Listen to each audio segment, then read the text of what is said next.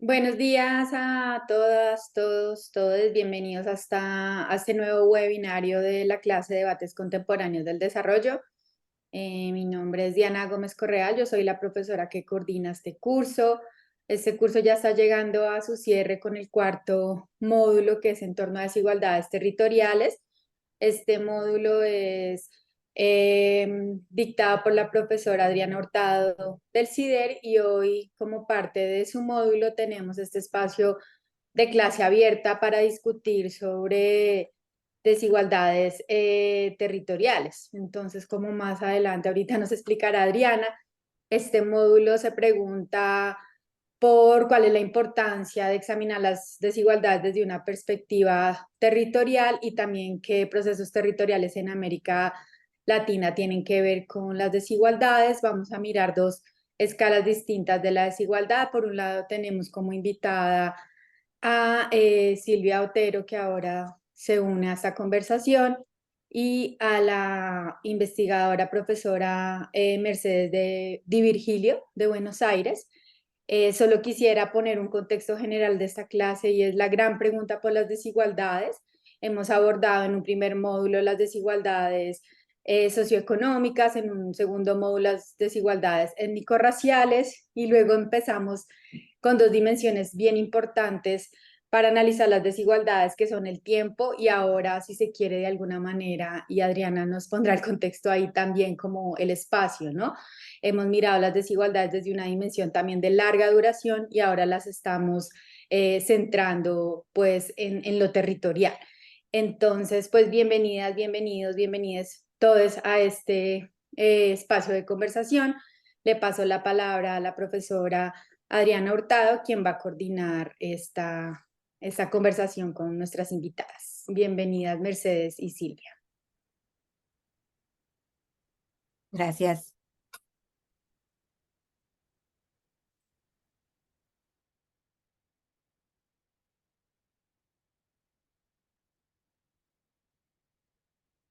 Adriana, si quieres, vente para mi oficina. ¿Quién sabe qué pasó con el micrófono? Ya. Profe, puede hablar. Vale. Listo, gracias, Roger.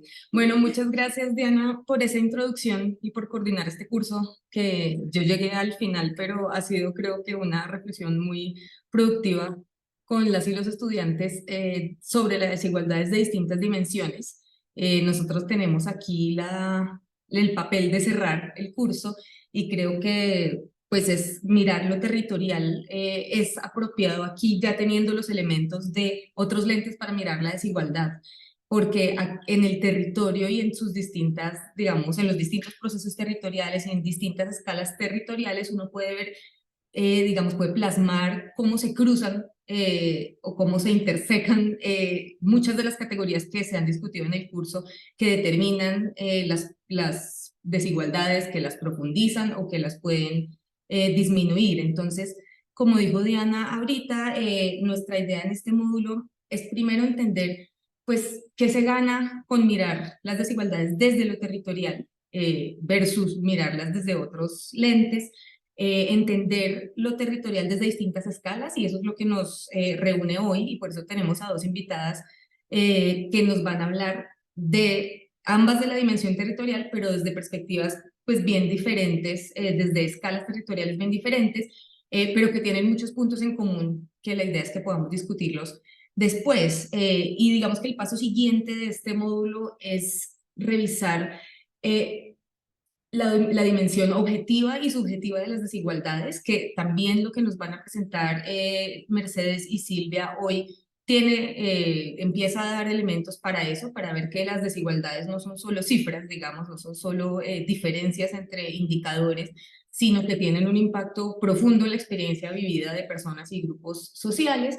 Y el último, y ya con eso, digamos, terminamos el módulo de desigualdades territoriales, es ver pues cuál es el papel de las intervenciones de política pública y cómo hay intervenciones de política pública que pueden o que tienen el potencial de disminuir o de cerrar brechas, y otras que esperada o inesperadamente terminan profundizando o perpetuando desigualdades de distintas índoles y en distintas escalas. Entonces, pues ese es el contexto del módulo y me encanta que hoy tengamos a estas dos invitadas porque pues pudimos contar con las dos autores de las dos lecturas de la sesión de hoy. Bienvenida Silvia, que no te habíamos saludado. Hoy vamos a empezar con Mercedes. Mercedes tiene clase en 1 hora, entonces la idea para que funcione esto bien es que vamos a tener primero unos 15 minutos en que cada una de nuestras invitadas presenta y contextualiza, porque digamos que pues quienes están inscritas e inscritos en este curso pues ya leyeron los artículos.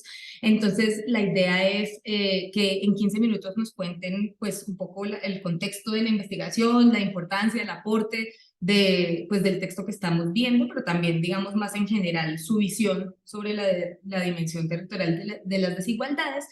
Quienes están participando, por favor, preparen o tengan a la mano sus preguntas, pueden irlas poniendo en el chat para que vaya fluyendo la conversación.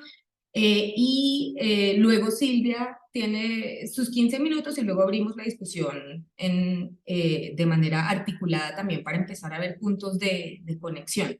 Entonces, bueno, sin más, voy a darle la palabra a Mercedes. Mercedes es investigadora principal del CONICET, con sede en el Instituto de Investigadores Gino Germani en Buenos Aires. Les voy a pegar el perfil completo en el chat para no prolongarnos tanto. Bienvenida, Mercedes, muchísimas gracias por estar acá con nosotras y con nosotros, y adelante. Bueno, buenos días a todos y a todas. Muchísimas gracias por la invitación, Adriana, y también, bueno, a Cider y a Diana por abrir este espacio también. Les cuento un poquito cómo empieza esta historia, ¿no? Este artículo es como, digamos, un mojón en un contexto, digamos, en una línea de investigación sobre desigualdades urbanas. El primer señalamiento que quiero hacer en relación a lo que planteaba Diana antes es que una de las particularidades que tienen las desigualdades urbanas es que sedimentan, ¿no?, a lo largo del tiempo. O sea, las desigualdades urbanas condensan distintas temporalidades, ¿no? Y eso las convierte en un caleidoscopio bien interesante para pensar la cuestión de las desigualdades, ¿no?, sociales en general, sociourbanas, socioespaciales. ¿No? Y pensando, bueno, desde esa perspectiva, digamos, teniendo en cuenta que las desigualdades urbanas sedimentan procesos a lo largo del tiempo, un primer mojón en esta línea de investigación fue a fines de la década del 2000, con un artículo que salió publicado en un libro de Claxo, donde por primera vez me empecé a preguntar cómo la localización de los barrios y la acción del Estado, digamos, las dos cosas, ¿no?, localización vis a vis acción del Estado, impactaban en la calidad de vida, en el acceso a recursos, en el acceso a servicios de sus habitantes, ¿no? Y ahí empecé como a, a dar cuenta de cómo estas dimensiones construían las desigualdades en el caso de la región del aglomerado Gran Buenos Aires, que es el aglomerado urbano más grande de Argentina, alberga aproximadamente el 33% de la población de nuestro país y está constituido por la ciudad de Buenos Aires, que es el referente territorial sobre el cual trabajé en este último artículo, más los 40, digamos, más o menos municipios. Hay discusiones de acuerdo a la definición, ¿no? A veces 32, 40, entre 32 y 40 municipios que constituyen la conurbación, ¿no?, los municipios conurbados de la ciudad de Buenos Aires. La ciudad de Buenos Aires es la ciudad fundacional del aglomerado Gran Buenos Aires y es también la ciudad capital de Argentina. Entonces, en esa primera investigación del año de los 2000, 2010, fines de los 2000, lo que apareció con mucha fuerza y con mucha potencia fue la combinación de estas dos cuestiones, ¿no?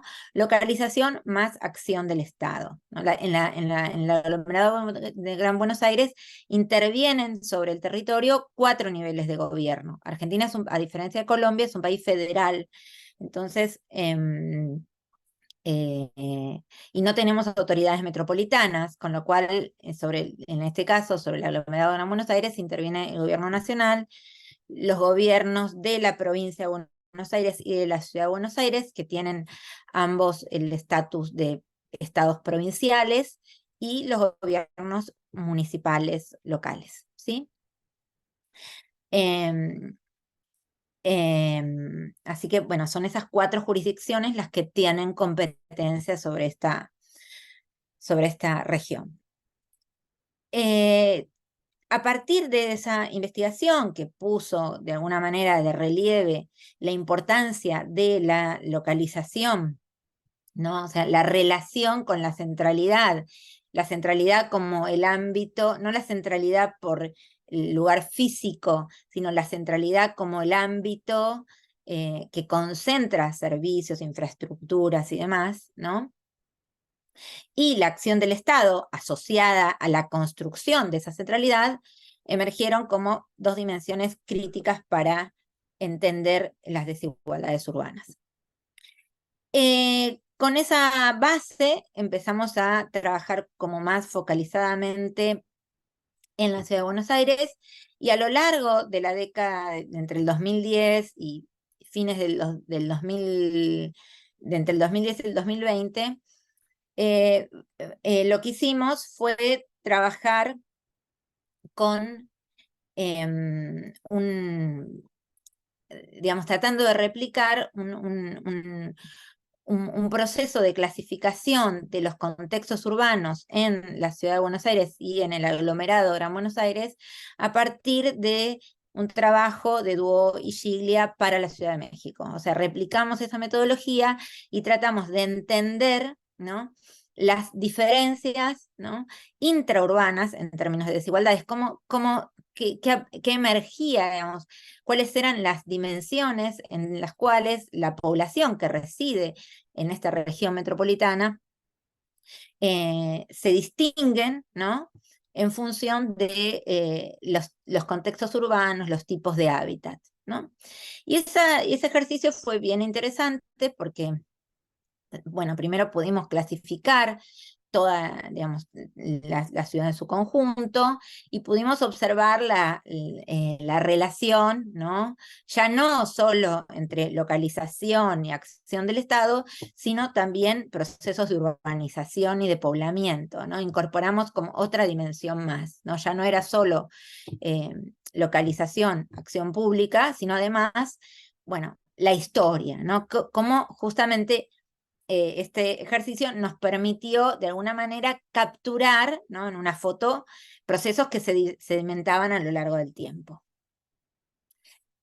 Y este trabajo que ustedes leyeron hoy viene, ¿no?, a completar de alguna manera o a constituir otro mojón, ¿no?, en esa trayectoria, en ese derrotero, porque de alguna manera lo que quisimos entender acá, a partir de este trabajo, es, como dice el título, cómo se relacionan, ¿no?, las desigualdades urbanas, ¿no?, la distribución, ¿no?, de la población en el territorio según sus condiciones de vida, ¿no?, y las características de los entornos urbanos, con la distribución de la arquitectura del bienestar, ¿no? A esa distribución de la arquitectura del bienestar, ¿no?, que sería la distribución de bienes, servicios e infraestructuras, la denominamos geografía del bienestar, ¿no? Entonces, el objetivo de este trabajo fue precisamente ese: entender cómo las desigualdades urbanas se vinculan o no, digamos, qué tipo de mapa describen las desigualdades urbanas y cómo se relaciona ese mapa con la distribución em, de, de la arquitectura del bienestar, ¿no? Así que, bueno, ustedes pueden leer en el artículo lo que, digamos, algunas cosas importantes o que a mí me llaman la atención o, digamos, que de alguna manera reafirman un poco las hipótesis que teníamos, y que refuerzan la importancia de esta relación, ¿no? Localización, acción pública, procesos de poblamiento y urbanización, es que hay una correspondencia muy importante entre los procesos digamos, las desigualdades urbanas y la distribución de la arquitectura del bienestar. Digamos, el mapa que en este artículo plasma, digamos, las desigualdades urbanas es la figura 1, ¿no? Este mapa surgió, lo elaboramos, como les decía antes, en la década entre el 2010 y el 2020, salieron distintas versiones, digamos, mejoradas, ¿no? Y muestra cómo se distribuye digamos, las unidades espaciales, digamos, cómo se distribuyen los radios censales según el tipo de hábitat o contexto urbano que tiene que ver con eso, ¿no? Con las condiciones de vida de la población, los tipos de poblamiento, ¿no? Y los tipos de hábitat en los que residen los hogares, ¿no? Y ustedes pueden ver que en la ciudad de Buenos Aires se describe un patrón de segregación muy marcado. Norte, digamos, en el norte se localizan los hogares de mejores ingresos, la población de mejores ingresos. En el sur se concentran las situaciones de mayor pobreza, ¿no? También se concentra la vivienda social, los barrios de origen informal, ¿no? Y la población de ingresos bajos, ¿no? Que es eso que ustedes ven como residencial bajo, digamos, todos los radios marcados en azul, ¿no? Todos esos son, digamos, población de ingresos bajos, ¿no? Los radios marcados en azul, en rojo, en violeta, conjuntos habitacionales es vivienda social, ¿no? En lila.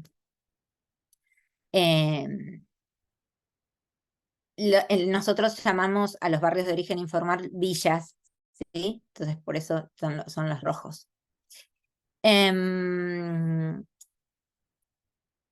Y lo que observamos es una correspondencia muy, muy importante entre ese mapa, ¿no? Y la distribución, ¿no? De las infraestructuras, de lo que llamamos la arquitectura del bienestar, ¿no? Que ustedes lo pueden ver en la figura 8, ¿no? Y lo interesante de esta clasificación, si bien no es exhaustiva y que tampoco agota la cuestión, ¿no? Esto no mide accesos, ¿no? Simplemente mide cómo se distribuye esa arquitectura, ¿no? ¿Cuál es su geografía, podríamos decir? Lo interesante es que los tipos de servicios que se localizan en la centralidad, ¿no? Lo que llamamos recursos céntricos, recursos ubicados en áreas centrales, y recursos propios de las áreas periféricas, ¿no? Son bien diferentes, ¿no? Entonces, habría una presencia del Estado, digamos, hay una presencia del Estado importante, digamos, toda la ciudad de Buenos Aires, en toda la ciudad de Buenos Aires podemos observar la presencia del Estado. No es, toda la ciudad de Buenos Aires está servida por recursos públicos, recursos, infraestructuras, servicios, pero esos servicios son de distintos tipos y digamos, se orientan a distintas prestaciones. Ese es uno de los hallazgos del trabajo, El otro es que nosotros hicimos este trabajo con Pablo Cerrati en el contexto de la pandemia, entonces nos interesaba mucho entender cómo era la experiencia de esas desigualdades, ¿no?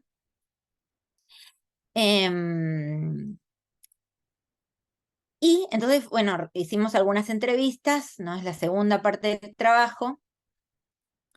Y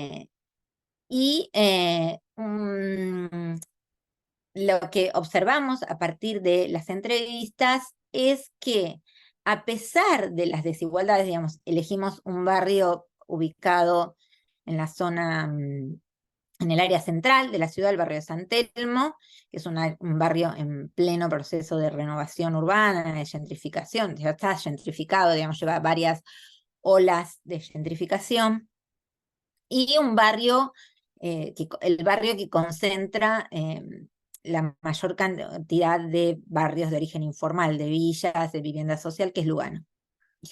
Entonces, si bien en este caso no nos concentramos en población viviendo en barrios de origen informal, en villas, nos concentramos en población que vive en la ciudad compacta, podríamos decir, ¿no? Pero bueno, su nivel socioeconómico es diferente, ¿no? Lo que observamos es que a pesar de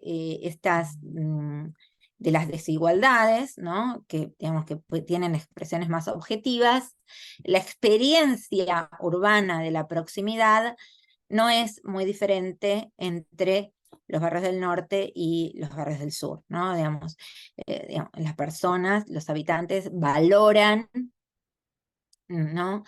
Dimensiones muy similares de la proximidad tanto en el norte como en el sur, y digamos que se valoran mucho las subcentralidades, ¿no? Más allá de que ofrecen diferencias entre las del norte y las del sur. Las del norte son mucho más de mayor calidad, podríamos decir, ¿no? Están mejor provistas de alguna manera. Las del sur menos, ¿no? A pesar de eso, ¿no? Digamos, el peso de las desigualdades, la experiencia urbana de la desigualdad, no es, no, no observamos diferencias tan marcadas entre San Telmo y Lugano, ¿no? Entre el norte no norte, el área central y el sur de la ciudad. Así que un poco esas son como los remarks que quería hacer, los highlights que quería hacer en relación al trabajo, y me parece que si están de acuerdo podemos conversar, ¿no? Sobre sus dudas o sus preguntas, ¿no? en este contexto. Muchas gracias, Mercedes. Ya en el chat hay algunas preguntas para ti, entonces creo que sí podemos Ahora sí. seguir con Silvia, y si tú sí las estás viendo, ¿cierto? Sí, El sí, chat. sí. Ok. Y hacemos luego una ronda de preguntas y respuestas, ¿te parece? Ujú. Listo. Yo fui compartiendo los mapas a medida que los ibas nombrando por como hay personas que están de afuera, para que las pudieran ver. Bueno, entonces muchas gracias por esta primera mirada a tu trabajo sobre desigualdades urbanas. Ahora seguimos con Silvia Otero Bamón. Ella es profesora de la Facultad de Estudios Internacionales, Políticos y Urbanos de la Universidad del Rosario, y ella nos trae una escala más arriba de las desigualdades territoriales, otros métodos, pero creo que podemos hilar muy bien la conversación luego entre los dos trabajos. Muchísimas gracias, Silvia, por estar con nosotras y nosotros acá, y pues adelante. Muchísimas gracias por invitarme, Adriana. Realmente para mí y Diana, para mí me siento muy honrada de haber sido invitada a compartir con ustedes y también con Mercedes, con quien me he venido encontrando últimamente. Creo que mis investigaciones más recientes están muy cerca de lo que hace Mercedes, entonces es maravilloso compartir este espacio. Muchas gracias. Bueno, pues la invitación de hoy es hablar un poco sobre esta investigación sobre interseccionalidad y desigualdad subnacional en Colombia y en América Latina, en otros países de la región. Desde que estaba haciendo mi doctorado, pues les cuento un poquito como mi trayectoria, de cómo llegué a estas preguntas de investigación, cómo aterricé aquí. Yo, cuando terminé la universidad, yo soy politóloga uniandina, me fui a trabajar al Centro de Investigación y Educación Popular, que es este centro de investigación que está vinculado con los jesuitas, con la Compañía de Jesús, que queda allí en la 33 con Quinta. Y el CINEP es un centro que tiene, que es muy parecido al CIAS de Argentina, para contextualizar a Mercedes. Es el mismo CIAS que hay allá, aquí se llama CINEP, pero entonces el CIAS y el CINEP son centros que tienen dos personalidades. Una es la educación popular, se hace mucho trabajo con comunidades en muchas regiones del país, y la investigación. Y digamos, estas cosas a veces se compenetran muy bien, a veces realmente no tanto, pero el punto es que el CINEP es uno de los centros, tal vez el centro de investigación que ha hecho el trabajo más serio sobre análisis de las dinámicas regionales en Colombia. Entonces yo empecé a trabajar en el CINEP en temáticas relacionadas con el conflicto armado y la expresión regional del conflicto armado. Pero entonces, para entender la expresión regional del conflicto armado, había que entender lo que estaba mencionando Mercedes hace un momento: los patrones de poblamiento, los patrones de formación del Estado, los patrones de interacción entre las élites locales y las élites nacionales. Es decir, el conflicto armado es solamente una expresión más de otras cosas que ocurren en el territorio, como es el desarrollo, como es la articulación política. Entonces, yo estaba más interesada como en esos otros aspectos, y trabajaba como de la mano de Fernán González, que es un historiador que ha hecho un trabajo muy grande sobre análisis regional en Colombia y que tal vez ustedes conocen. Entonces, yo empecé a hacer mi doctorado tratando como de aterrizar o de traducir algunas de las preguntas que trabajábamos en el CINEP, y todas con una enclave regional. Y pues la verdad no funcionó muy bien la parte de conflicto. O sea, yo quería como ser una nueva violentóloga y hacer análisis de las dinámicas subnacionales del conflicto armado, pero realmente como que no encontré, no me sentí cómoda, y tal vez no quería seguir estudiando temas de conflicto.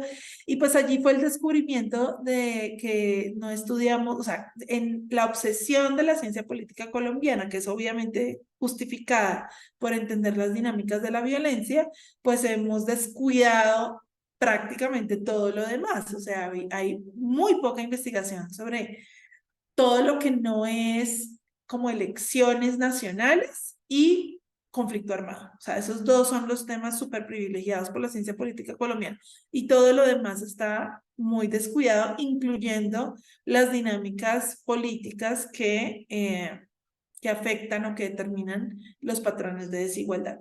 Entonces yo empecé a investigar desigualdad subnacional o desigualdad regional en Colombia y en América Latina, como parte de mi investigación doctoral. Y algo que me empezó a interesar es que, bueno, sí, o sea, en todos los países del mundo hay brechas entre regiones, hay regiones que están mejor y hay regiones que están peor en distintos aspectos. En todas partes se observa, digamos, cierta diversidad o variación o brecha regional o brecha subnacional, pero en algunos países esta brecha es más grande. O sea, el tamaño de la variación subnacional es más grande que en otros países.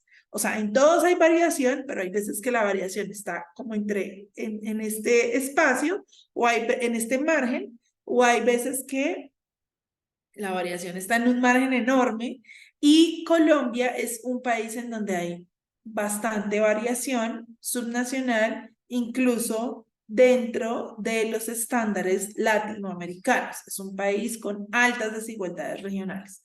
Entonces, la apuesta mía era como entender estas desigualdades, entender cómo se relacionaban con otras desigualdades, caracterizarlas, definirlas, medirlas, y esta es un poco como mi agenda de investigación, un poco más amplia.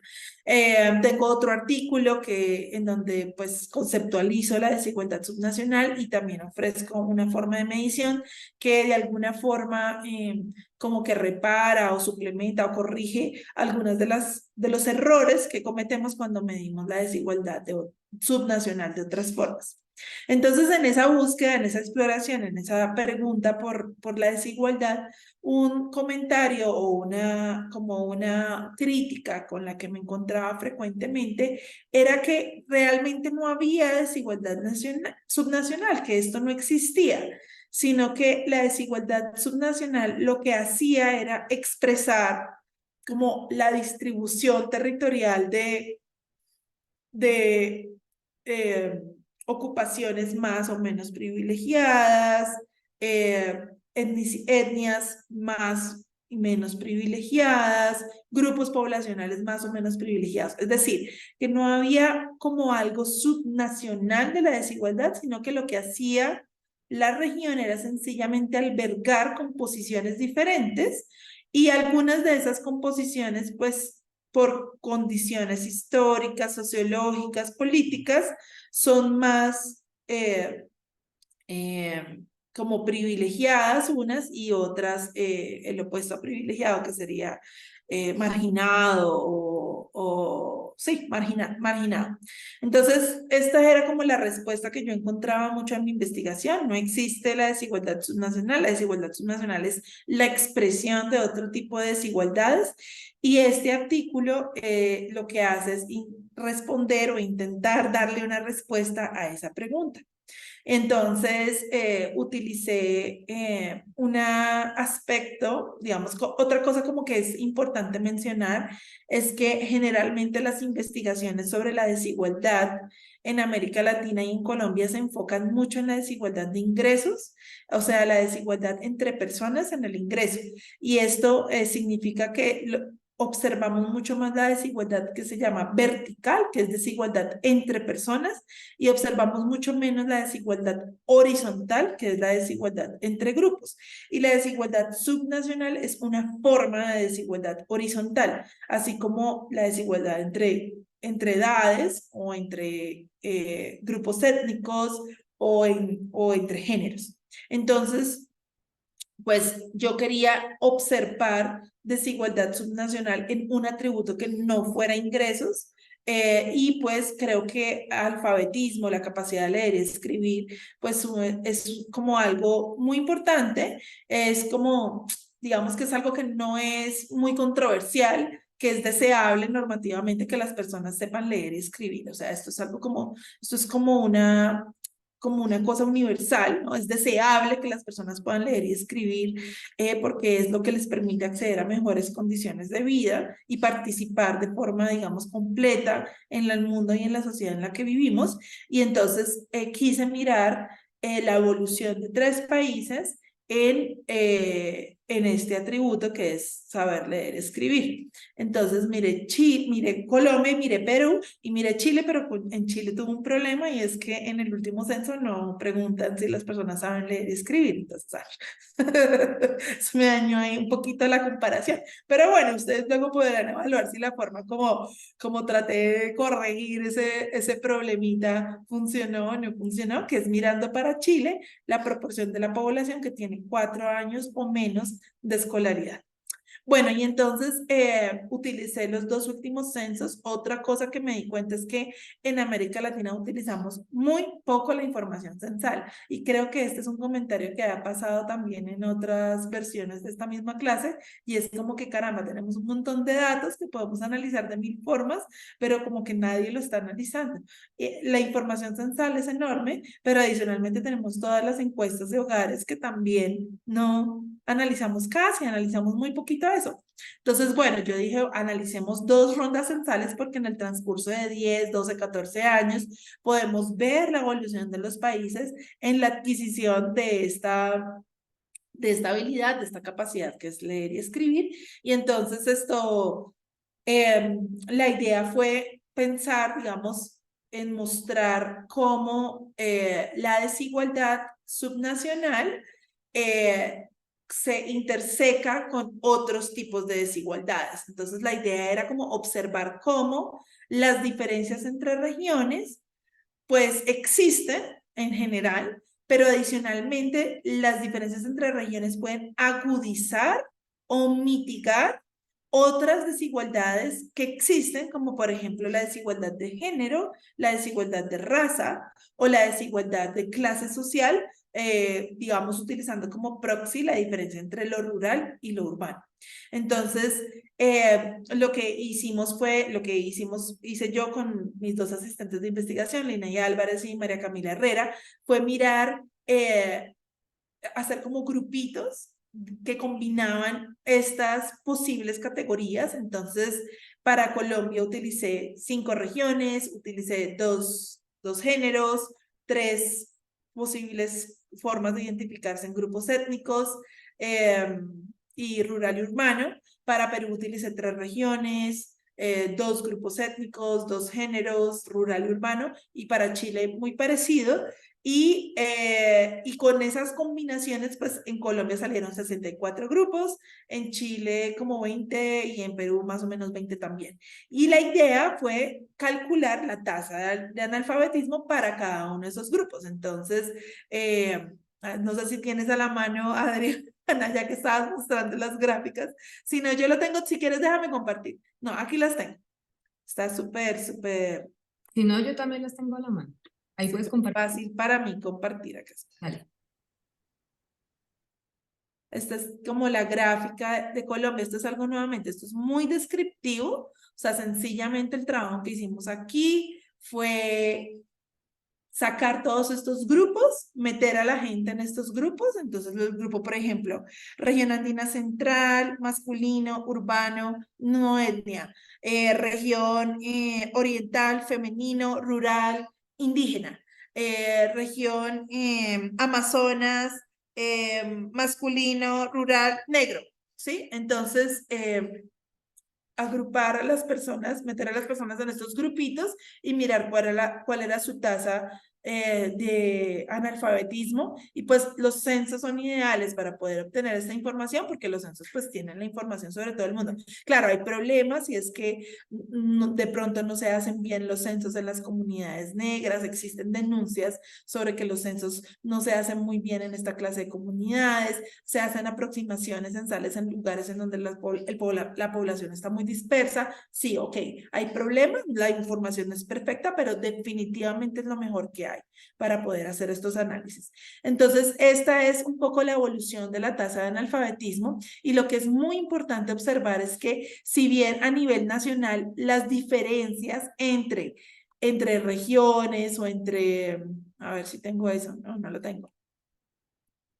Las diferencias entre regiones o entre géneros o entre etnias no son muy grandes, o sea, las brechas son de 3%, 4%. Cuando miramos esta combinación de atributos, sí tenemos una variación gigantesca entre tasas de analfabetismo que están alrededor del 1% y tasas de analfabetismo en el censo del 2005 que estaban en el 56%. O sea, tenemos un rango de variación enorme. Y lo que sigue en este artículo es tratar de evaluar cómo juega la región o cómo juega el aspecto regional en estas brechas. Y lo que encontramos es que era como más o menos evidente, solamente a juzgar por estas gráficas, que en Colombia lo regional jugaba bastante, en Perú parecía jugar muy poco. En Perú lo que más juega es el tema de género, y sumado con el tema étnico, como que o sea, en esa intersección realmente se multiplica muchísimo la desigualdad.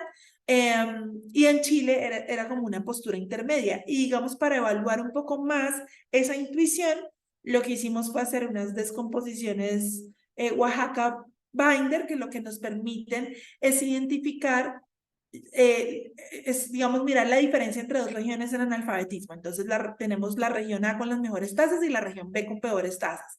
Sacamos la diferencia en analfabetismo entre esas dos regiones Y lo que nos permite hacer la descomposición es entender precisamente qué porcentaje de esa brecha está explicado por los aspectos composicionales, es decir, por la forma como se componen las regiones, por la distribución de minorías étnicas, por el porcentaje de mujeres y por el porcentaje de personas jóvenes y por el porcentaje de población rural. Entonces, esa metodología que es cuantitativa y que es muy utilizada para entender la interseccionalidad de la desigualdad, nos ayuda mucho a responder esa pregunta que hicimos inicialmente, y es si había algo de subnacional, de la desigualdad subnacional.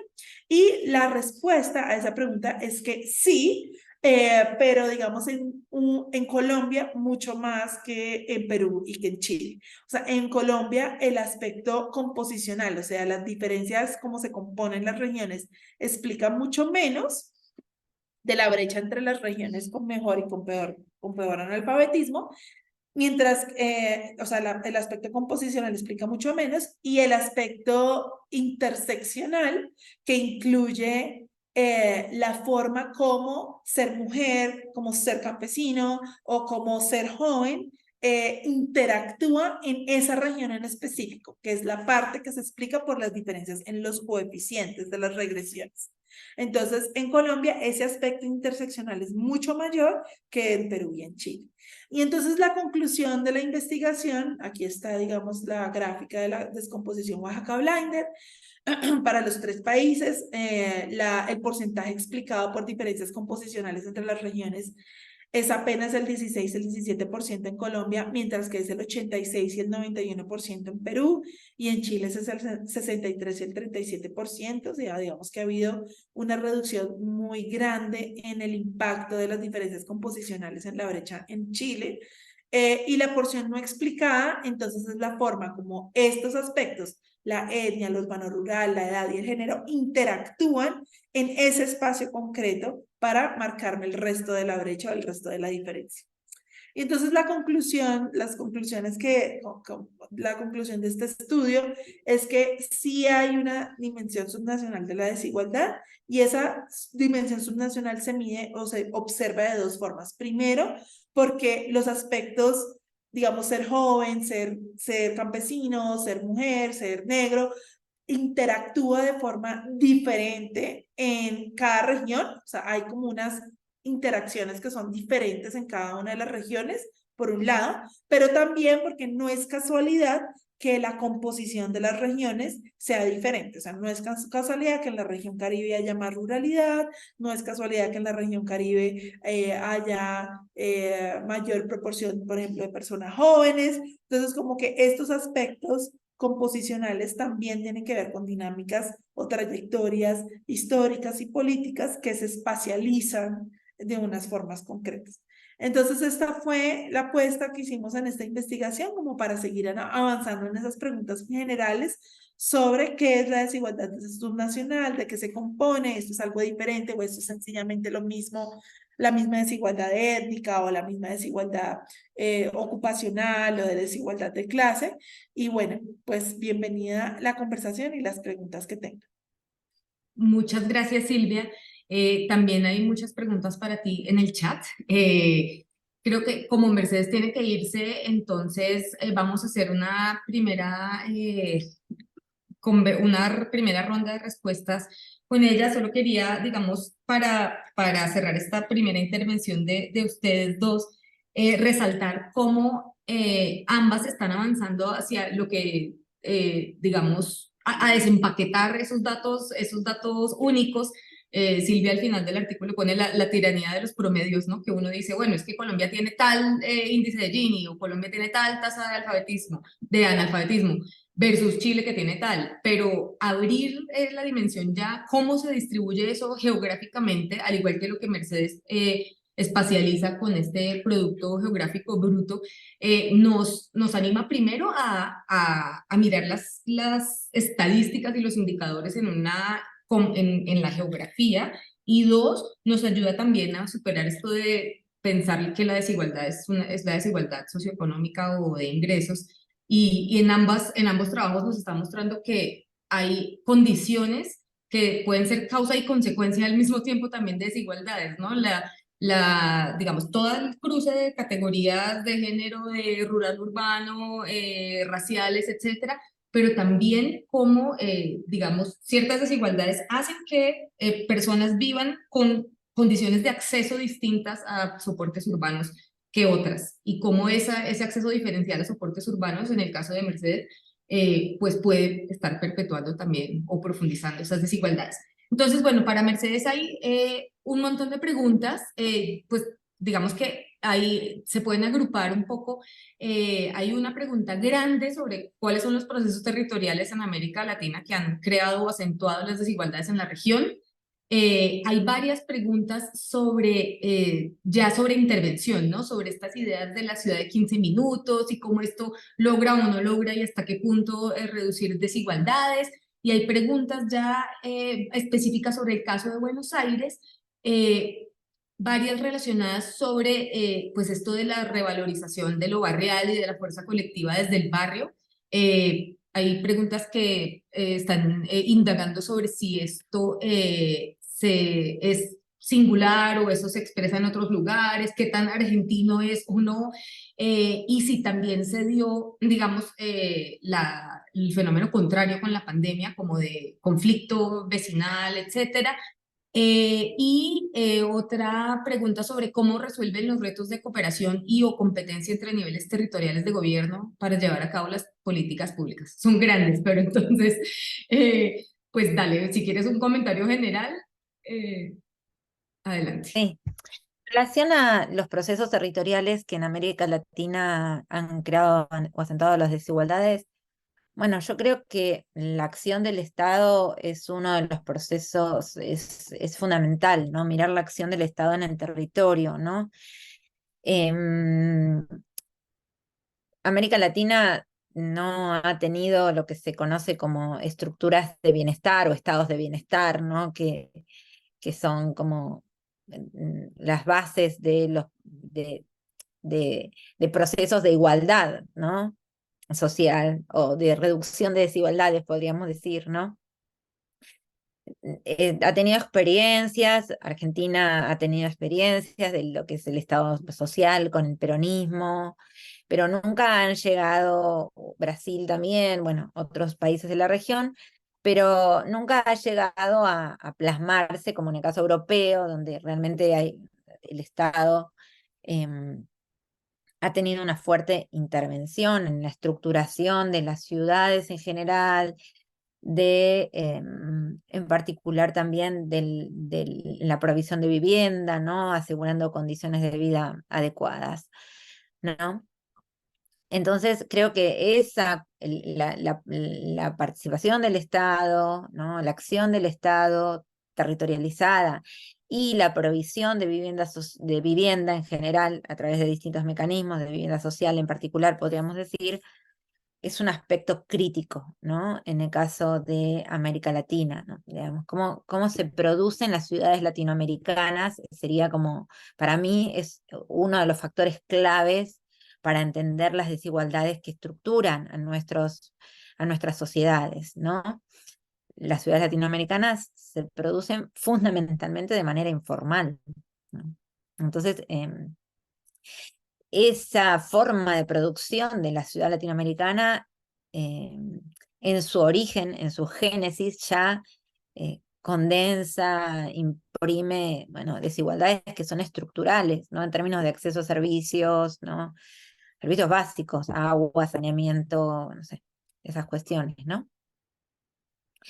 Entonces me parece que esa es una cuestión clave que, como decía Silvia, se intersecta con otras, ¿no? Digo, desigualdades de género, desigualdades étnicas, ¿no? Que ni que hablar que todo el proceso de colonización de los países de América Latina, de la región en su conjunto, también, ¿no? Es como una marca de origen, ¿no? Que ya estructura las sociedades y por ende las ciudades a partir de ese factor de desigualdad, ¿no?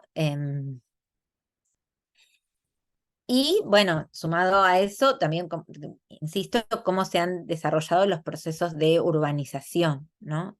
Digamos, asociado a las otras cuestiones. ¿Qué prácticas de diseño urbano son las que han identificado, son como común denominador? Bueno, hay muchas prácticas de diseño urbano que, digamos, están presentes en los distintos países de la región. Bueno, no sé, desde el Metrobús o los BTR, digo, es una práctica muy extendida en América Latina, pero digo, las políticas de mejoramiento de barrios, esas también son prácticas muy, muy extendidas.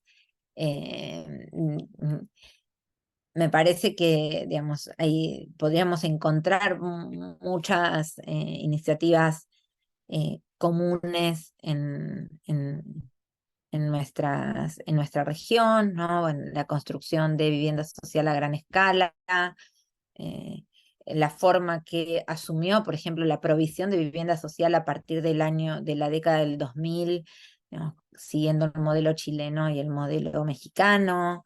Digamos, hay muchos factores o muchos modelos que se extendieron por la región y que no necesariamente contribuyeron a mitigar las desigualdades, sino que eh, las han profundizado. Em, en relación a si yo eh, digo, no sé, no puedo responder si esto es para toda la Argentina o no, que digamos, no me animaría a decir eso.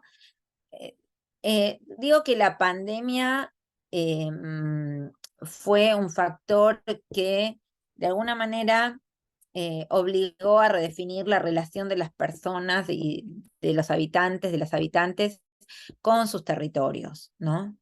Y a mirar estos territorios, ¿no? Subjetivamente a mirarlos de manera diferente, ¿no? Y eso es un poco, creo que lo que surge del trabajo, es como esa redefinición o esa revisita sobre la relación de los habitantes, de las habitantes con sus territorios, ¿no?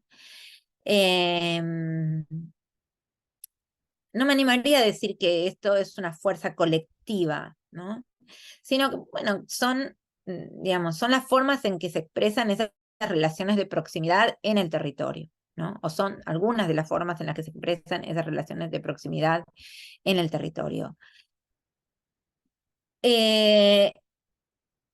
Uno de los modelos que plantea aprovechar esas relaciones de proximidad en el territorio, digamos que es uno de los modelos que se impulsó muy fuertemente desde las ciudades del norte global y demás, es este modelo de las ciudades de los 15 minutos.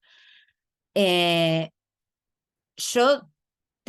digo, es muy interesante pensar ese modelo, ¿no?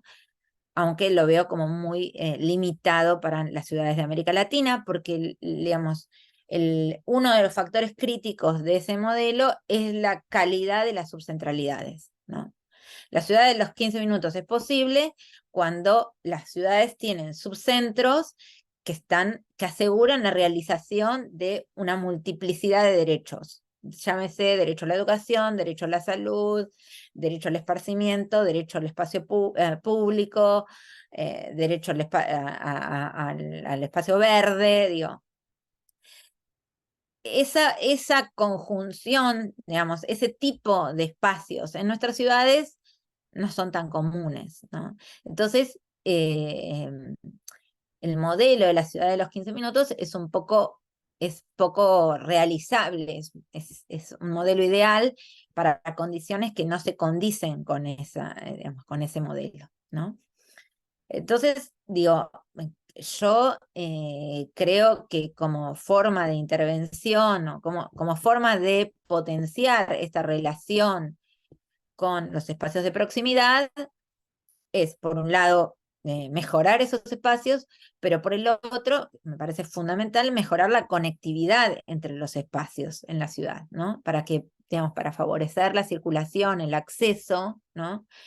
a, a estos derechos, ¿no? De los que les hablaba antes, ¿no? Em, eh, Creo que para que el tejido comunitario, digamos, eh, para que estas relaciones de proximidad em, no sean tan conflictivas, digamos, o para disminuir las situaciones de conflicto, es muy importante asegurar estándares de bienestar eh, horizontales, ¿no? Algo de lo que hablaba Silvia, ¿no? O sea, con su presentación. Lo que muestra la presentación de Silvia es que en estas regiones, ¿no? No hay un piso horizontal de bienestar, ¿no? Sino que hay brechas de bienestar, ¿no? O brechas en términos de desigualdades. Entonces, cuando existen esas brechas en un mismo territorio, en una misma región, ¿no? Bueno, es muy, digamos, el conflicto se exacerba porque no puedo, digamos, la experiencia urbana es que yo no logro satisfacer mis derechos y quien vive a 10 kilómetros, ¿no? Vive en otra situación, con otras condiciones, pero vive a 10 kilómetros, son 100 cuadras, digamos, no es que vive en otro planeta, no, ni siquiera en otra ciudad, ¿no? Son 10 kilómetros. Entonces, me parece que el conflicto y las desigualdades, ¿no? Están estrechamente relacionadas. Cuanto mayor son las desigualdades, cuanto mayor es la brecha horizontal, ¿no? El conflicto para mí se exacerba. No sé si me quedó alguna pregunta por recorrer. Yo creo que no. Hiciste una síntesis impresionante de estas preguntas. Y yo sé que tienes clase, entonces valoramos mucho que hayas dedicado esta hora para estar acá. Yo solo quería reforzar un poco el punto que estás elaborando sobre, digamos, estos preceptos de política que tienen mucho que ver con las desigualdades y es, digamos, la idea de ciudades de 15 minutos. Y esa aclaración que haces que, pues, digamos, también la manera de medir eso, pues puede estar cargada digamos, de mecanismos que nos hacen obviar desigualdades, ¿no? Porque no es lo mismo tener a 15 minutos un montón de servicios de baja calidad a tener a 15 minutos los mejores servicios de la ciudad, ¿no?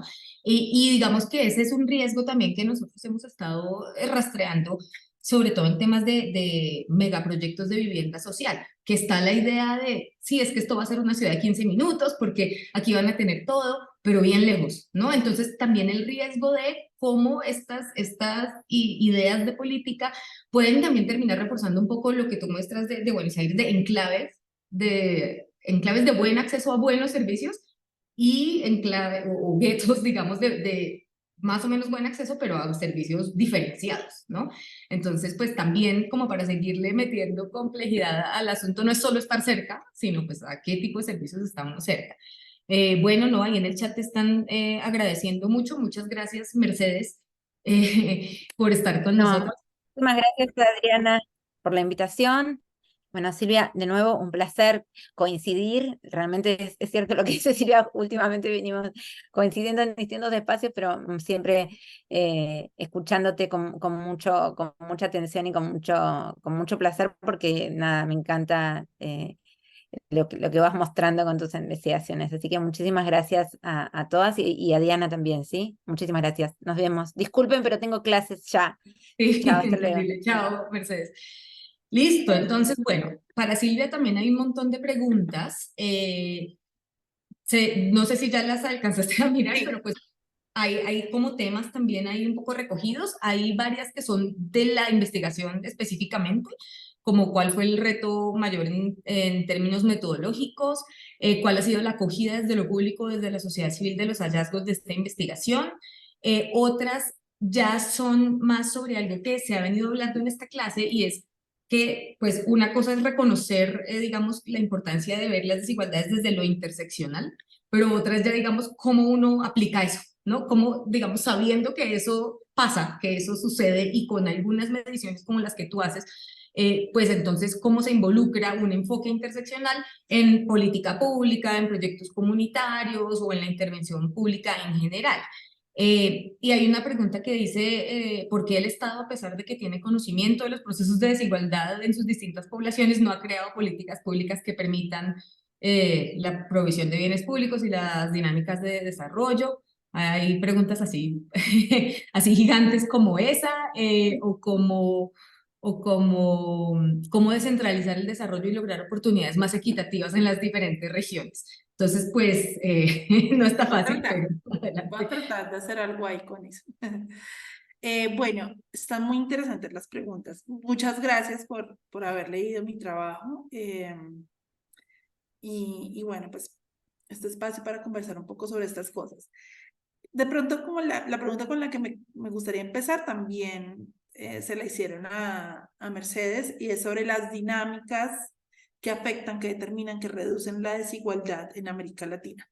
Y esta es una pregunta muy importante porque en las investigaciones sobre desigualdad, sobre todo la vertical, sobre todo la de ingresos en América Latina, que ha habido, digamos, en los últimos 10 años, 15 años, mucho trabajo desde la economía, desde la ciencia política, desde la sociología, digamos que ha habido bastantes avances.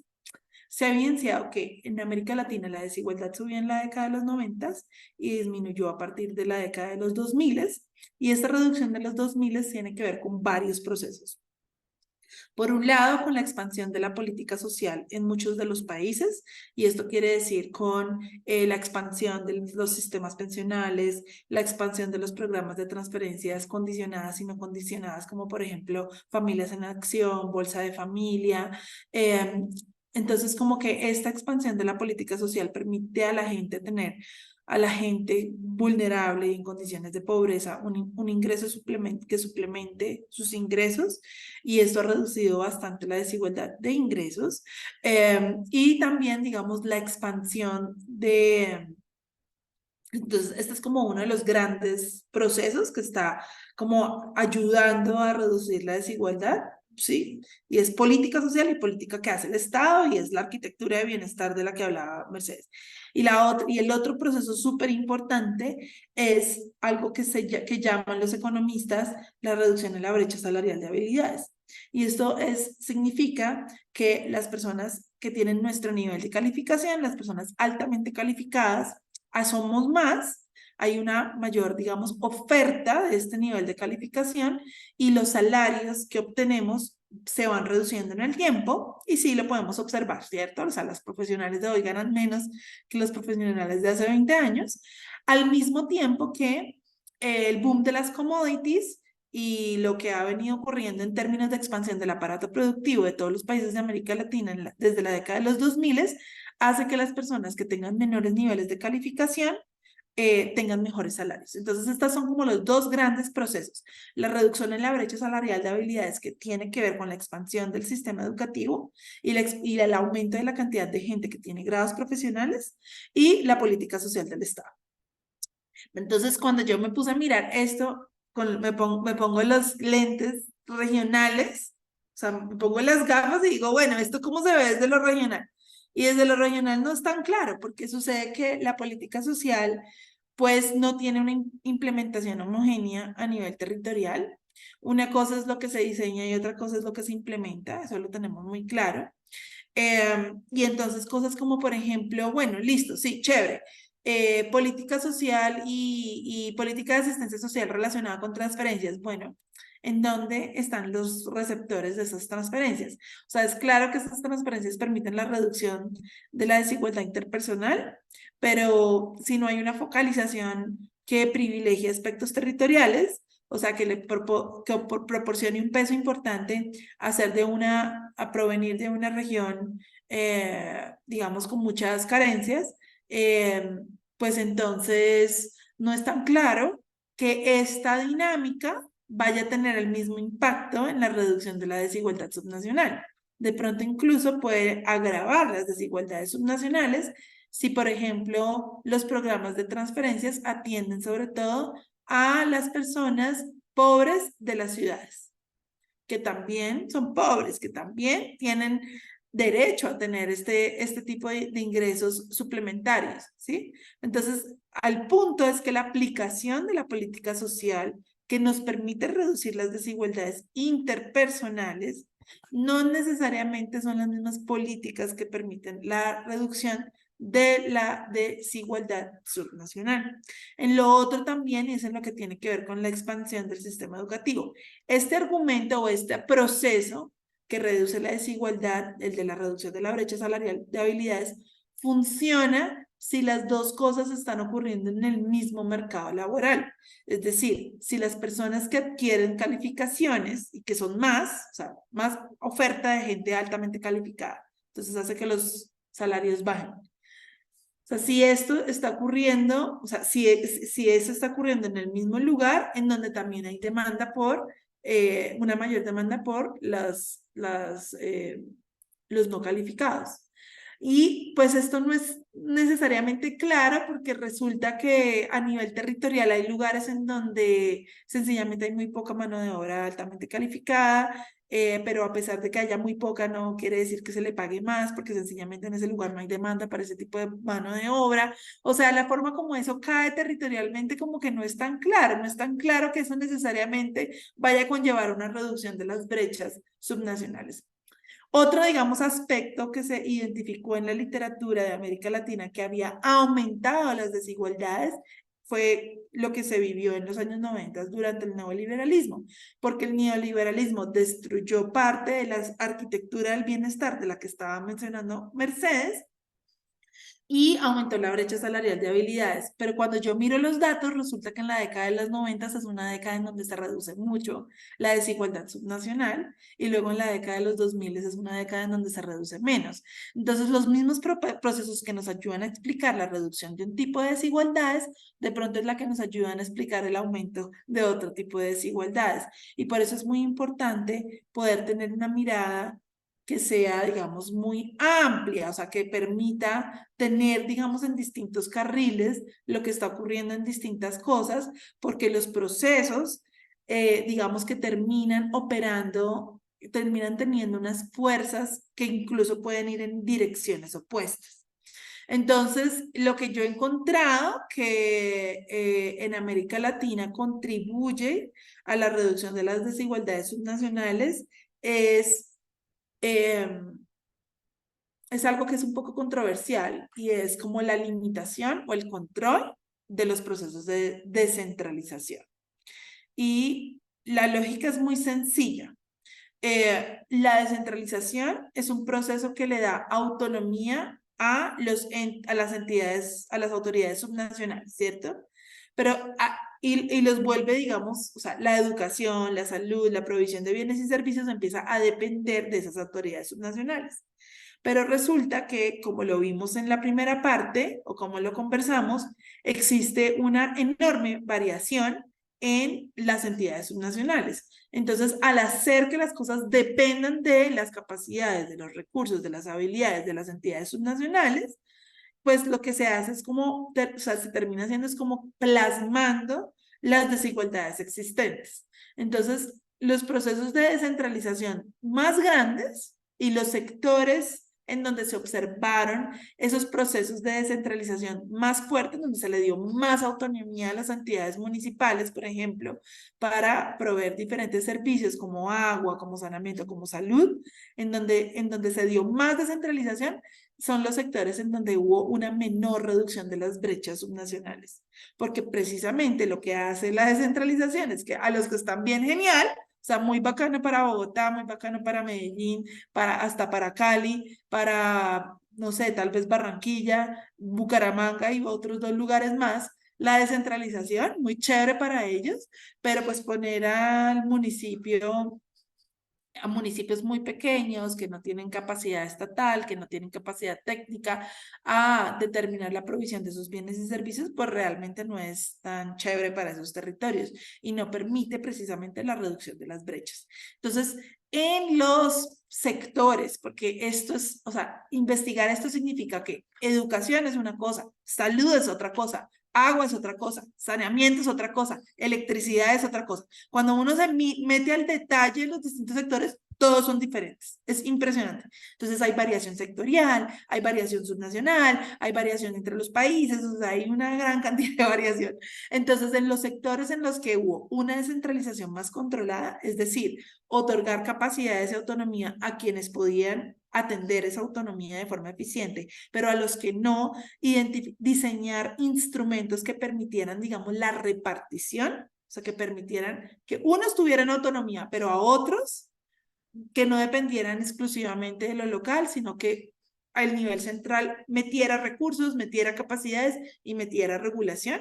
En esos sectores es en donde hubo una mayor reducción de las desigualdades subnacionales, y en donde hubo menor reducción es en donde hubo una descentralización descontrolada, en donde sencillamente se otorga autonomía y cada uno depende y mira a ver cómo resuelve su problema de agua, mira a ver cómo resuelve su problema de saneamiento. O sea, ahí es en donde se profundizan las brechas regionales.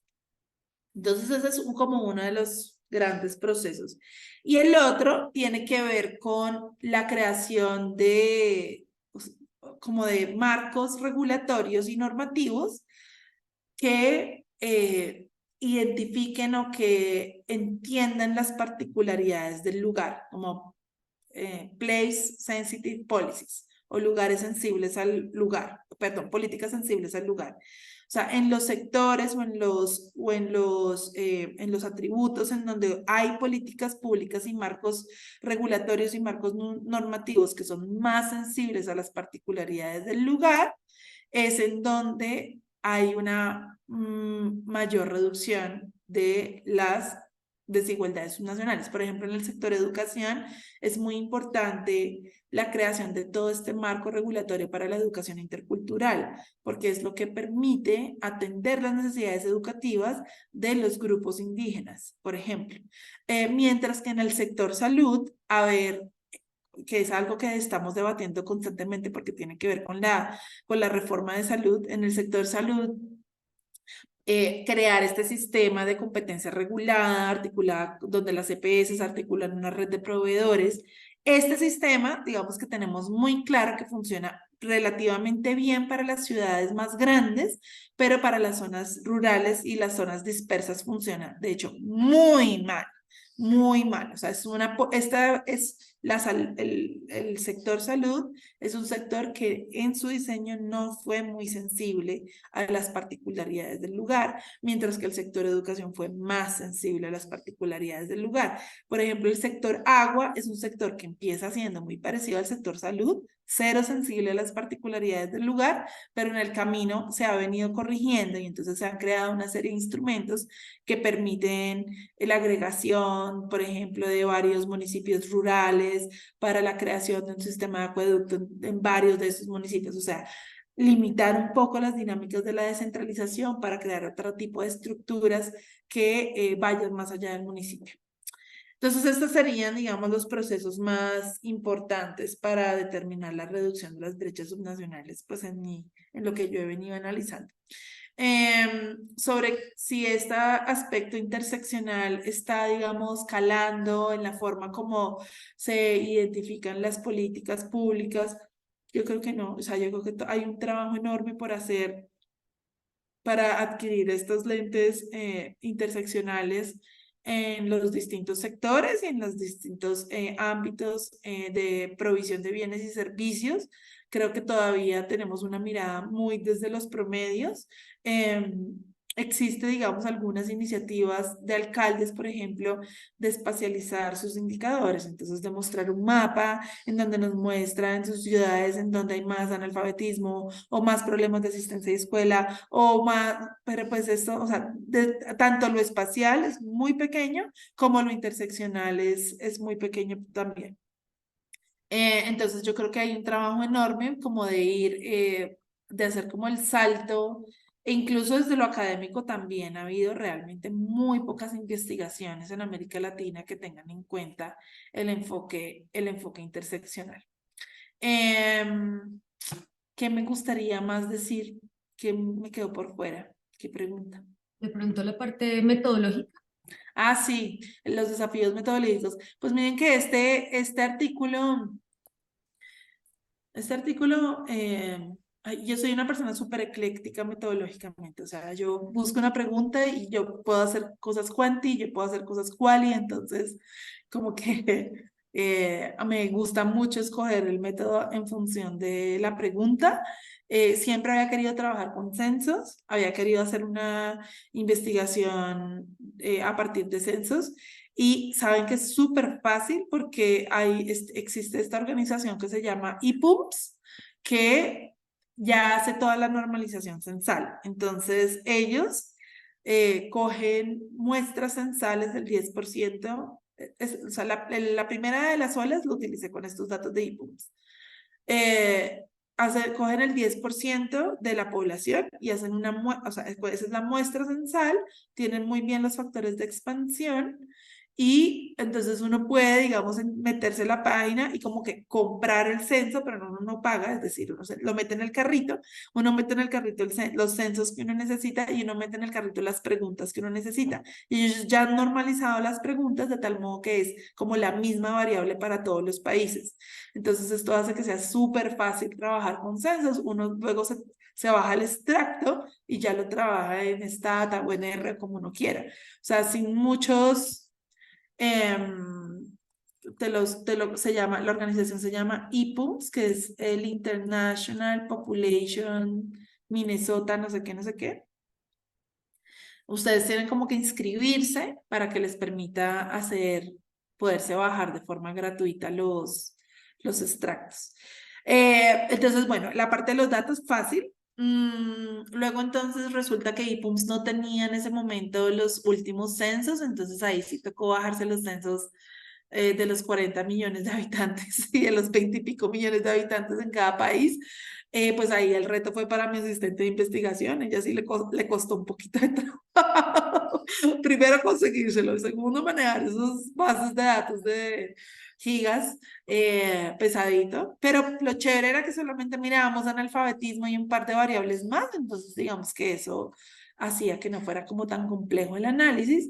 Y luego sí fue muy difícil identificar en la literatura cuál es la mejor metodología cuantitativa para poder abordar conceptualmente y teóricamente esta pregunta de la interseccionalidad, porque resulta que la interseccionalidad es un aparato teórico bastante complejo que establece que la intersección entre distintos atributos, por ejemplo, ser negro y ser mujer, no suma, es decir, ser mujer negra no es una suma de las desigualdades o de los obstáculos que tienen las mujeres con la que tienen las personas afrodescendientes. No es cuestión de sumar esos obstáculos o esos privilegios, sino que hay una dimensión multiplicativa de la desigualdad, es decir, que ser mujer negra es más que ser mujer y ser negra. Es como una multiplicación de ser mujer negra. O sea, los obstáculos y los problemas que enfrentan las mujeres negras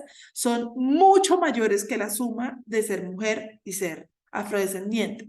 Entonces, este aspecto es un aspecto teórico que luego es bien difícil, digamos, encontrar un método que le permita a uno plasmar este marco teórico, porque las regresiones, por ejemplo, incluir etnia, incluir ruralidad, las regresiones, si ustedes piensan, digamos, cómo funcionan las regresiones, lo que me va haciendo la inclusión de nuevas variables es cambiarme el intercepto, pero no me cambia la pendiente.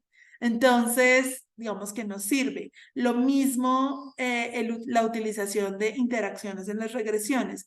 No es algo que nos permita llegar a esta dimensión multiplicativa de la desigualdad. En cambio, hay dos métodos que son más útiles, que son los métodos multinivel y la descomposición Oaxaca-Blinder, que sí nos permite llegar como al corazón de esta noción de la interseccionalidad, y por eso pues me tocó leer. Yo no tenía ni idea de las descomposiciones Oaxaca-Blinder y yo nunca había ni visto eso por ningún lado, así que pues bueno, eso fue un desafío grande tener que entender sobre esto. Es decir, que la conclusión es que muchas veces uno Arranca del método y construye desde ahí la pregunta, pero hay otra forma de hacer estas cosas, es arrancar de la pregunta y buscar el método, y ese es un camino más largo y más tortuoso y más difícil, pero pues bueno, al final también yo creo que tiene, o sea, permite, digamos, que la pregunta vaya iluminando diferentes formas de contestar, de contestarse, y eso significa como tener una visión un poco más diversa, amplia, nuance, compleja del funcionamiento de la desigualdad. Súper, muchas gracias, Silvia. Si alguien tiene preguntas, pueden, yo creo que levantar la mano como para tener aquí también variedad de voces. Yo quería preguntarte una cosa y es si has jugado con otras variables que no sean analfabetismo, con la No, misma estructura de diseño de investigación, ¿no? no hice nada más, solamente hice analfabetismo, pero se Ok. podrían hacer otras cosas. Lo que pasa es que el censo también tiene súper poquitas preguntas, ¿no? Ujú, Entonces digamos, las preguntas de ingresos el censo del 2018 están muy limitadas. Es que el censo del 2018 fue bien escueto. Entonces, digamos que por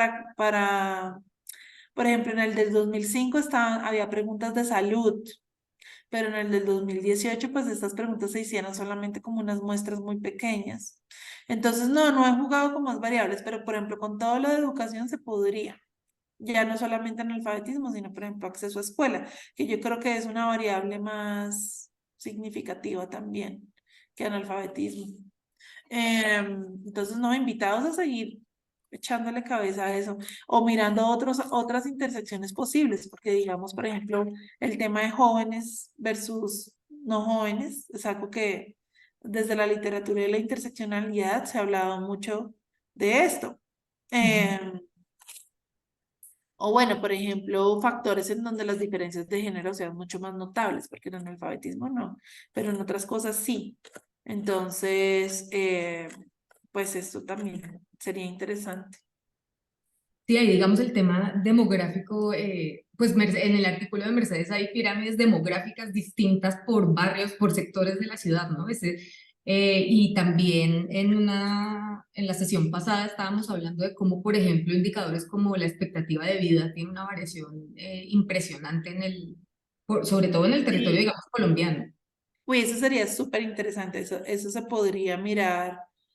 Esas son construcciones que se hacen a partir de información censal y otras cosas, pero pues el DANE tiene, no sé qué tanto tenga, no sé qué tanto permita el DANE como hacer como este nivel de desagregación en esperanza de vida, pero pues digamos que seguramente con un poco de empeño se puede hacer algo bastante desagregado. Es decir, todo este campo está súper virgen en Colombia, o sea, hay mucho espacio para investigar la desigualdad, investigar las dimensiones interseccionales de la desigualdad, investigar desigualdades, incluso la desigualdad de ingresos también hay que investigarla porque digamos que es lo más investigado, pero pues tampoco es que sea muy investigado en Colombia, o sea, esto es muy incipiente. Ahora lo último que yo estoy investigando es la desigualdad de ingresos en varias ciudades colombianas y no hay prácticamente, hay muy poco sobre esto, hay muy poco, poquísimo. Podría decir que hay 2 o 3 estudios sobre desigualdad de ingresos a nivel urbano en Colombia. O sea, yo creo que se podría investigar mucho más sobre el tema, sobre todo teniendo en cuenta que tenemos una cantidad de datos impresionantes. La gran encuesta integrada de hogares nos permite, por ejemplo, mirar, tiene varios de estas preguntas que permitirían hacer un estudio de interseccionalidad, pero tiene preguntas sobre acceso al mercado laboral, sobre uso del tiempo. La misma encuesta integrada de hogares tiene muchas preguntas sobre uso del tiempo que podrían explorarse desde un enfoque interseccional o sencillamente desde un enfoque subnacional también.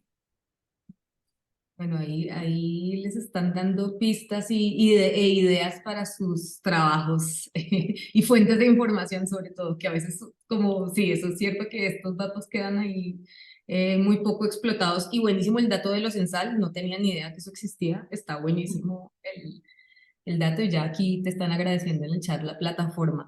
No sé si alguien tiene alguna pregunta adicional en el chat. no estoy viendo más preguntas sin resolver. Ana, adelante. Ay, no sé si tiene habilitado el micrófono, Ana. Hola, hola, buenos días. Muchas gracias por el espacio, gracias por el artículo. De pronto mi pregunta es muy boba, pero la voy a hacer, me voy a atrever, por eso no prendo la cámara.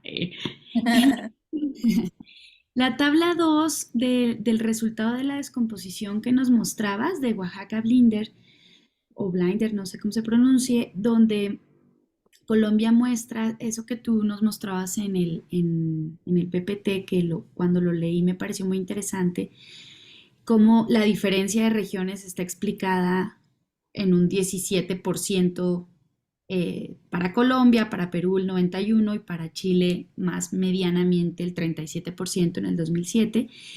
Lo que no entendí es si eso es explicado por la diferencia de las regiones, el porcentaje explicado por las diferencias en las composiciones, por ejemplo, etnia, en Colombia dice que es el 111%, pero aparentemente pero aparentemente para Colombia eran más importantes esas diferencias, ¿no? Entre las regiones.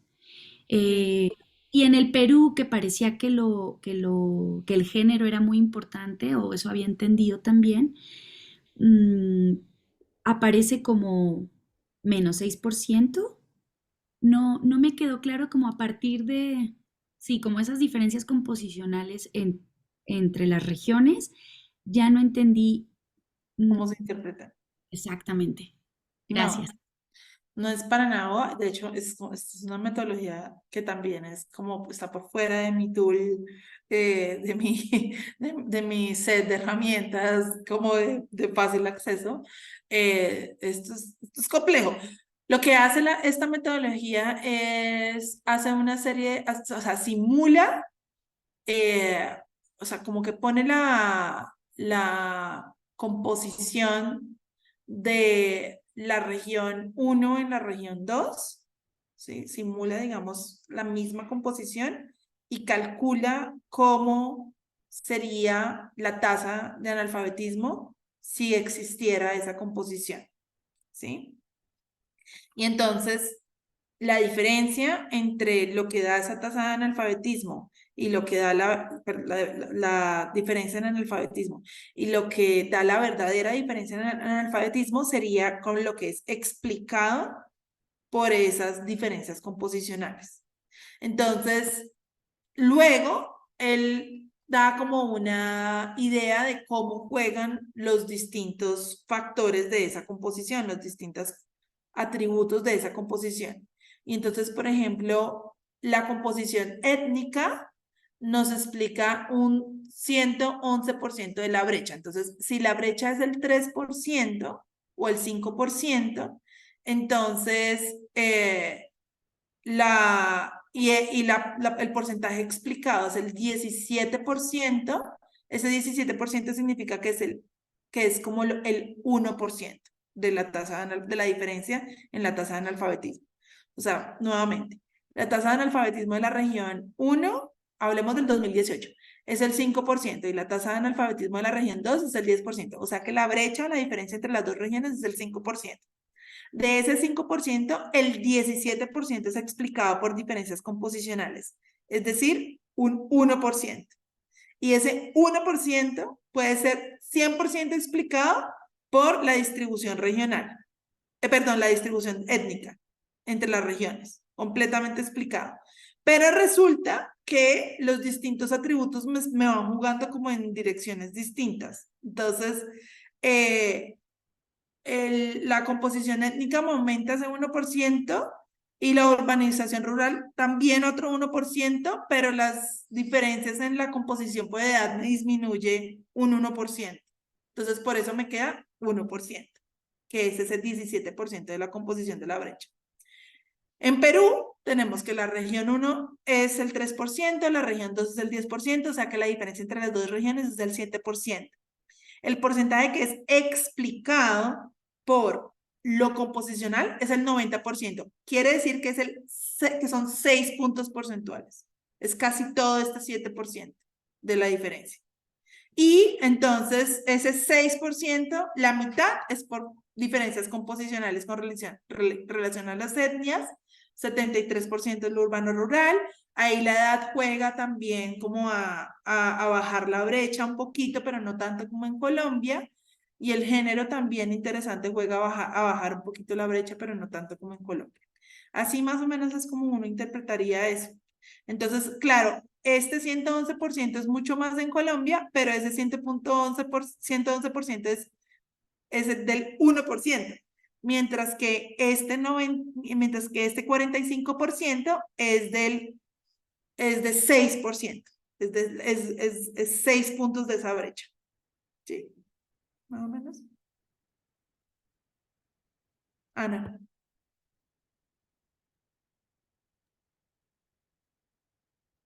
Bueno, Ana quedó muda.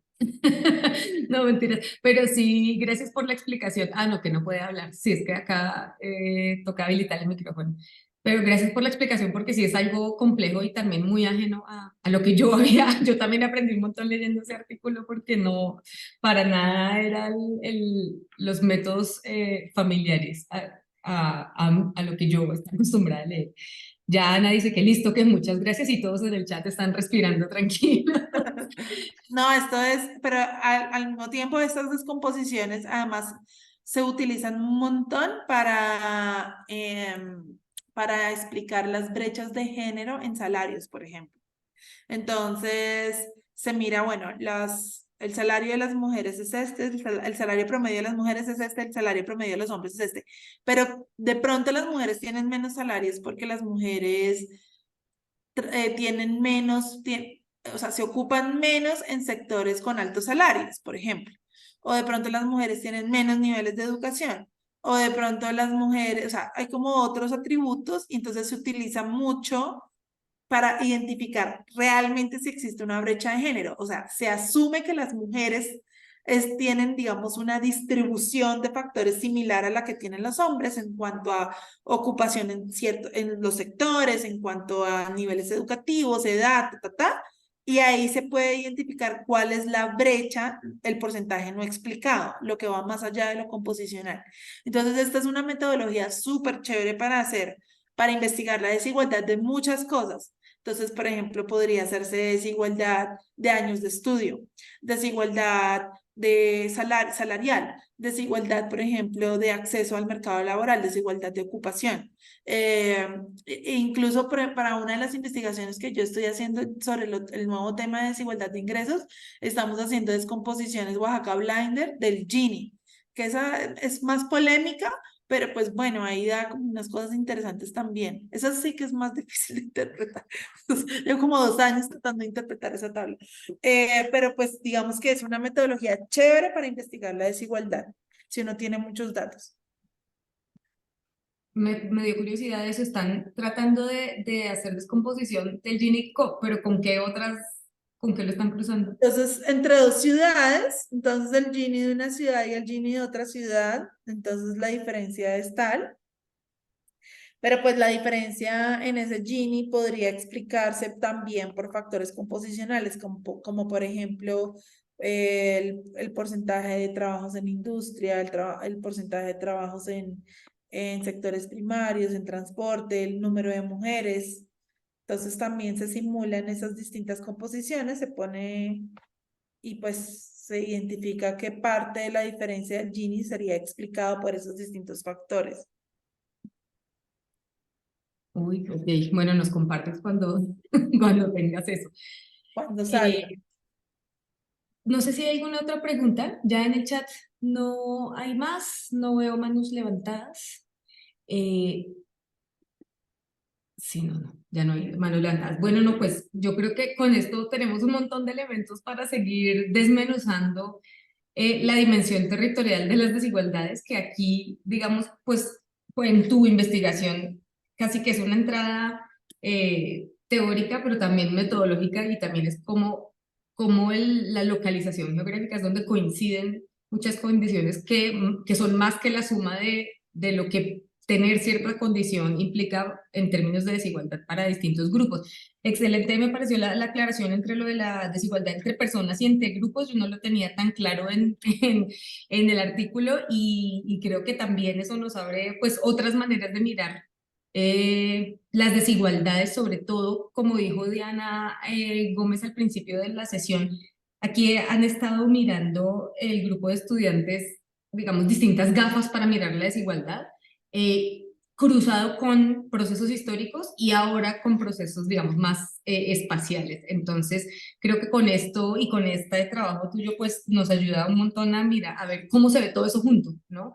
Que no es fácil, pero que pues creo que es nos muestras como avenidas para seguir indagando y pues creo que también para todas las personas que estaban acá ha sido muy útil.